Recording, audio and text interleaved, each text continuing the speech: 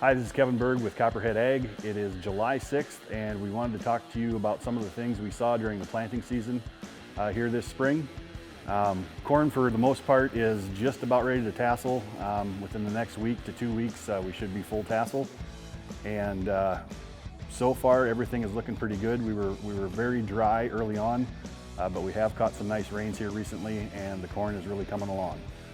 One of the things I'd talk about is the saber-tooth row cleaners.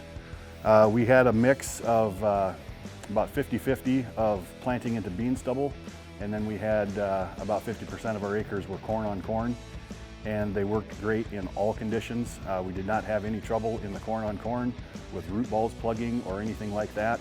The concave discs really kept them moving and engaged in the soil, and they cleared a perfect path for the planter to get through.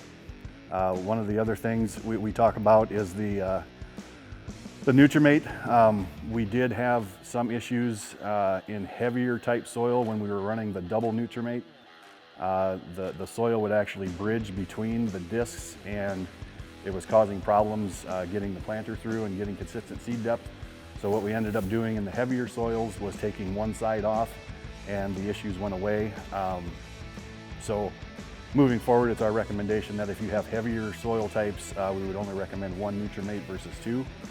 You can see the Nutrimate does run right inside the gauge wheel, and no matter how hard we try, it's hard to get that fertilizer all the way down in the furrow or the slot for the fertilizer. So we did add the mud scrapers because we were getting a little bit of buildup of dirt on the gauge wheels, which was affecting our seed depth. So we installed the mud scrapers on the gauge wheels, and that really kept them clean and kept things consistent. So we were able to plant a consistent depth.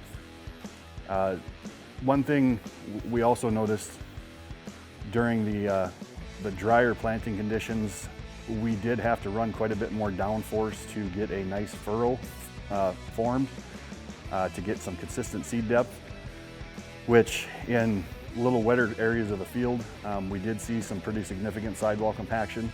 So the spike closing wheels, the furrow cruisers, they did a great job again of breaking down that sidewall compaction. And it just kind of goes to show that even if it was dry planting conditions, there's still certain areas of the field where you absolutely have to have something like this to help break down the furrow and crumble those sidewalls to get better root development. And we're out here in the field. Corn's looking pretty good. We're about ready to tassel. One of the big things we noticed with using liquid fertilizer versus dry, the field stayed very uniform throughout the growing season. Where people were using dry fertilizer, there was a lot of discoloration. You could tell there was a lot of nutrient deficiency. And with the liquid fertilizer, it was more readily available to the plant, and we had a lot more uniform plants throughout the growing season. And we're out here doing a little bit of digging around and seeing what we can find. We grabbed a plant from in the field here, and this is actually one of the wetter parts of the field when we were planting, so there would have been it would have been prone to a lot of sidewall compaction. And you can tell here that we've got real uniform roots and really no evidence of sidewall compaction. And again, this is heavy, wet part of the field, and very, very pleased with what we're seeing here with this particular corn plant.